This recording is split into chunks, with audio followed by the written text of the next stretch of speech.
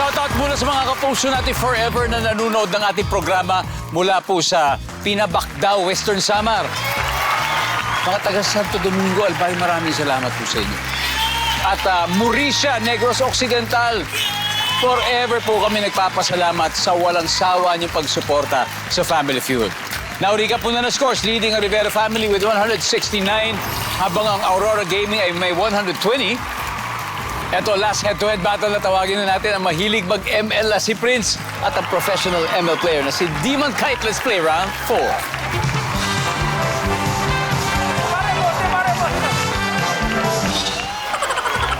Guys, good luck. Kamay sa mesa. Top 4 answers are on the board. Kapag permanenteng nagsara ang isang restaurant, ano kaya ang unang ibebenta ng may-ari? Upuan. Yung mga upuan. Kami naman yun. Nandyan ba ang upuan? Top answer. Prince, eto na. Final na to. Pass or play? Play. Siyempre, play na to. Final round. Apat lang yan, pare. Richie, kapag permanente, nagsara na yung restaurant, ano kaya una ibebenta ng may-ari?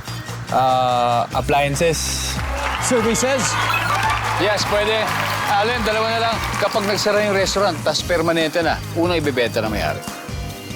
Kung saan nakatayo yung restaurant. Yung lote. Yung lote. Services? Rashid, ano una ibebenta na may-ari kung permanente na magsasara yung restaurant? Baso, plato, kutsara, tinidor, yan. Utensils, Utensil. mga ginagamit. Nasaan ba yan? Isa na lang, Prince. Mga display sa loob. Display. Figurine. Figurines, arts. Di ba? Kaya mga painting, di ba? Kung ano man. Nandyan ba ang display? Wala. Isa na lang. Okay. Richie, kapag permanente nagsara ang restaurant, ano kaya una ibebenta na may-ari? Aircon. Aircon. Mga 8 unit na aircon yun. Wala! Nandyan ba ang aircon? Wala. Okay. Aurora Gaming, ingat dahil kung mali kayo dito, panalo na sila. Pero you gotta get this right. Kapag permanente nagsara ang restaurant, ano kaya una ibebenta ng may-ari? Yung product, paninda. Yung paninda, Edward. So, yung binibenta ng nagsarang restaurant.